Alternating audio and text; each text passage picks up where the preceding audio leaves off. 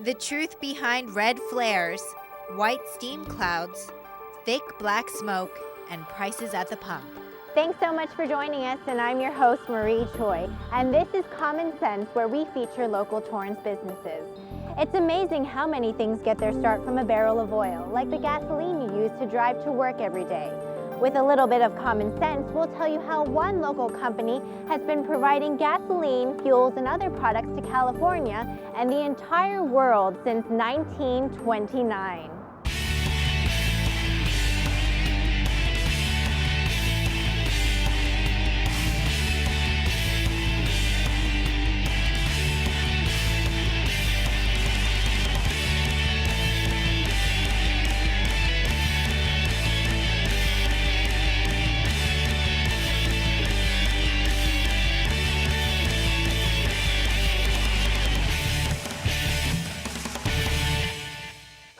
Tracing its roots back to the late 19th century, General Petroleum Corporation began operating right here in Torrance and would later become Mobil Oil Torrance Refinery.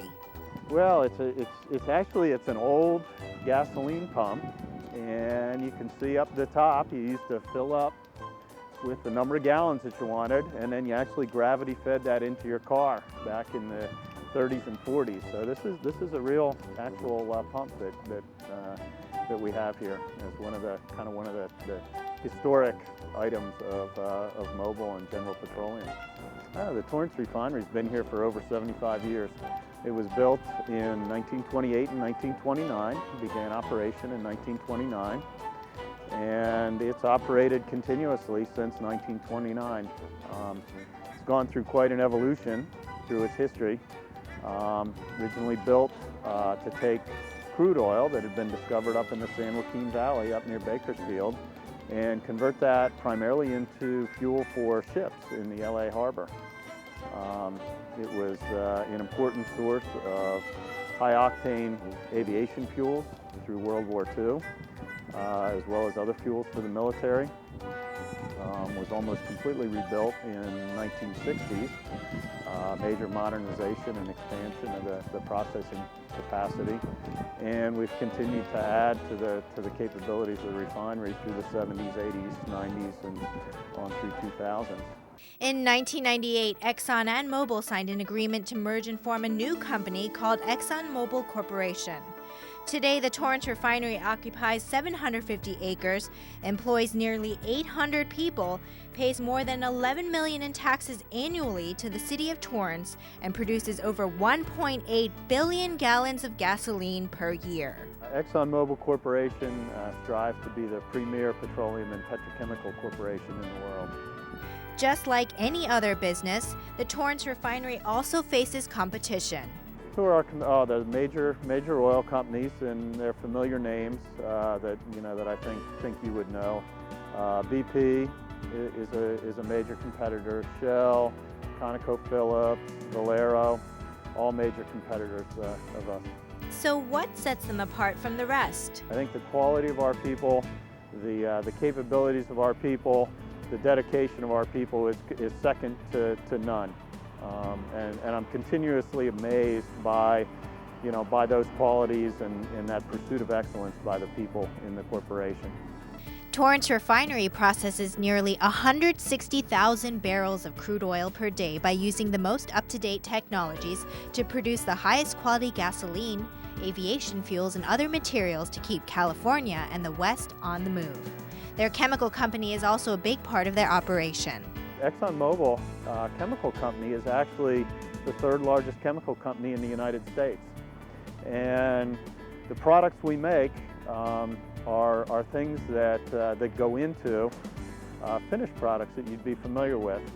Things like tire tubes for your bicycle tires, chewing gum. We actually make some products that go into chewing gum base. They go into caulking for your house. They go into window seals.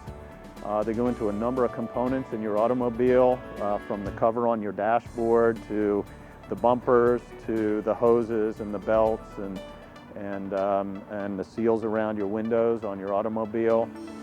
We make products that go into everyday things like compact discs, plastic water bottles that you're familiar with for bottled water, Medical, a lot of medical devices use the plastics that we produce. So we produce a broad range of chemical products that are then taken by others and made into finished products. Let's take a closer look at the Torrance Refinery product distribution.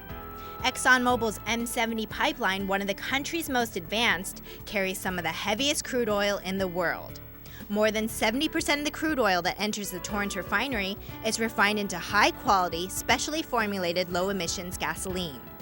Other products of the Torrance refining process include jet fuel, diesel fuel, liquefied petroleum gases, and sulfur. Nearly 10% of the gasoline sold in the state is sold right here in Southern California. So there's a good chance that you use homegrown gasoline in your own car.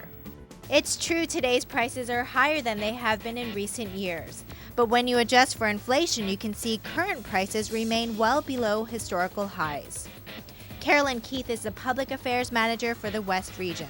One of her most important responsibilities is to communicate with the public and to make sure they understand and are able to get their answers clarified, such as issues concerning gasoline prices. Gasoline prices is, of course, a major concern to the public. It's a very visible part of what we do. Our product is sold on the street. It's probably the only product that has huge signs on every street corner that tells you what the price is. When you go into a grocery store, it's almost difficult to find the price of a quart of milk, for instance, but our signs are very public, so the community watches it closely. And because they need our product and they are concerned about the price of it, we're happy to address those questions. And I think that more and more people are beginning to understand what accounts for the price of gasoline, and that the major aspect of gasoline pricing is the price of crude oil, which we have no ability to control here locally. But we're happy to answer those questions and explain what goes into the pricing of a gallon of gasoline. For more information about gasoline pricing, visit the American Petroleum Institute's website at www.api.org. Don't go anywhere, we'll be right back.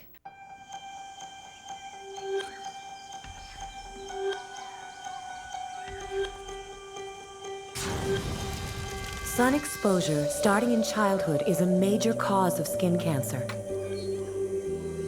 That's why you should apply a high SPF sunscreen and keep your kids covered up whenever they're outside, not just at the beach or pool. Protect your children from the sun. They'll thank you for it someday. Welcome back. From the outside, Torrance Refinery looks like a giant maze of pipes. Deborah Richter is one of two process department managers responsible for operations at the refinery. On any given shift for running the refinery, where we turn crude oil obviously into the fuels that folks use out in their vehicles, diesel and gasoline, we actually have about 50 people on shift, and those are operators that are out in the field. And we have roughly 15 supervisors then that ensure that the operations run flawlessly. Back in about 1990, to aid the supervisors in really being able to monitor operations and really come up to the technology of the day for operating a refinery, we actually built this room that we're standing in, which is the central control room, central control building. And in this building, we actually house 10 console supervisors, and today I'm standing in front of the hydrotreater console here with Dan Stedler, one of our console supervisors. And from this console, he is able to monitor one of our units, the hydrotreating unit. And this unit's actually one of the newest units here at the refinery. We built that right about 1990 as well to meet the new California Air Resource Board CARB gasoline. Since that time, we've actually continued to improve the operations and make even more cleaner burning gasoline. Each day, employees like Gary Hodges work around the clock to turn 6.5 million gallons or 155,000 barrels of crude oil into usable products like gasoline. Basically what we want to do in this refinery is make gasoline. There's many reasons to have crude oil, such as plastics and everything else, but this refinery here is set up to make just gasoline for the Southern California, Phoenix area. Here, crude oil has to go through a 4-step process to be turned into products such as gasoline, kerosene, and jet fuel. The 4 steps are distillation, purification, conversion, and blending. The refining process begins when the crude oil enters the crude or distillation unit. Step 1. Distillation, or also known as separation. In the crude unit, the crude oil is heated until it naturally separates into 5 levels of materials. The crude unit is the first place we start to process the crude unit, the crude oil. We bring it in and we heat it up to 700 degrees. Basically what we're trying to do there, we're trying to figure out what oil we can make gasoline out of and what we can't. And that's the separation. Step 2. Purification. Purification process destroys any unwanted components, leaving a cleaner product behind. Step 3. Conversion, or also known as converting heavy oil into gasoline. In the conversion unit, the refinery converts heavier materials to lighter materials by changing its complex molecular structure. Step 4. Blending. 9 different streams of gasoline are blended together to make the 3 grades of gasoline you can choose from at the pump. Regular, special, and super gasoline meet California's high standards.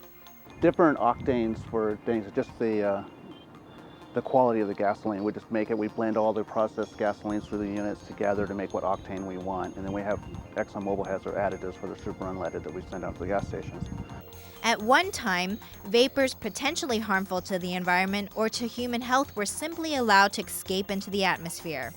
Each time a trucker filled up the gas tank, for example, vapors escaped into the air. Process engineer Margaret Chan explains that vapor recovery systems not only protect the environment, but conserve resources that might otherwise be wasted.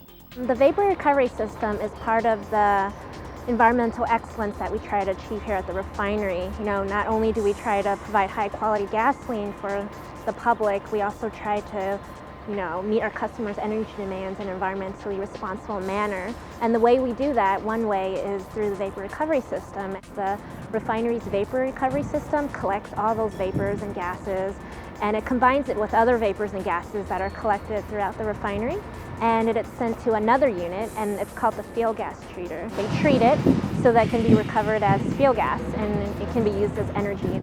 The Torrance Refinery always looks for new technologies to improve the refining process and their environmental performance. In late 2005, they completed construction of a selenium unit, which runs 24 hours a day, 365 days a year. Okay, well, I'm standing at the selenium unit that's directly behind me. As you might know, selenium is naturally present in the crude oil that we process in this refinery, and it accumulates in the excess water that's generated during the refining process. This unit removes the selenium from the water before the water is discharged to the Los Angeles County Sanitation Districts. While every element of the environment is important, at ExxonMobil they concentrate their efforts on air, water, and waste minimization programs. In addition to meeting the specifications that were established by the County Sanitation Districts, there's a couple of environmental aspects of the project. One, you'll notice that the entire facility is surrounded by a concrete wall. That wall is there so that if there was something unanticipated or a material failure, we would actually be able to contain the entire contents of any of those tanks as a result of that. Another thing you might notice is that the thickener and the clarifier are both elevated off the ground. This is so that we can maintain the unit while the unit is online, also do inspections, and basically keep the unit operating 24 hours, 365 days a year, meeting the specifications established by the county. Peggy Wersing is an environmental group leader responsible for ensuring the refinery maintains compliance with local and federal environmental regulations. A 24-hour hotline is available to the community whenever there is a question or concern about what's going on at the refinery. Most of the calls that we get are about flaring, about odors, sometimes about noise, and sometimes the person who's responding to the call actually leaves the refinery, goes to the person's home so that they can hear firsthand or smell firsthand what the person is experiencing, and that helps determine what the issue is. Through various avenues, ExxonMobil looks for ways to get feedback from neighbors and provide awareness of what they do. This site is quite often seen as a mystery to the community. There's 750 acres here behind walls and a lot of shrubbery, and people can't really see the actual facility, but they certainly can see what's high and what's up in the air. The steam clouds are a perfect example of that. Those are steam clouds that come from our cooling tower that are not unlike cooling towers you see on the top of skyscraper buildings, and you'll see steam rising from those cooling towers. Well, to the community, they see these white billowing clouds, which on some days are quite dark because of the position of the sun. And if the community doesn't understand what those are, what we want them to do is to contact us, whether it's by a phone call or responding to the Ask Pete section in our Neighbor to Neighbor newsletter. That's a column that our refinery manager responds to. We want to address those questions, whether it's about the clouds, whether it's about emissions from the refinery, noises, lights. We get all kinds of questions, and our responsibility is to answer them, whether it's a phone call or a letter or an email. For more information, log on to the Torrance Refinery's website at www.torrancerefinery.com, or you can contact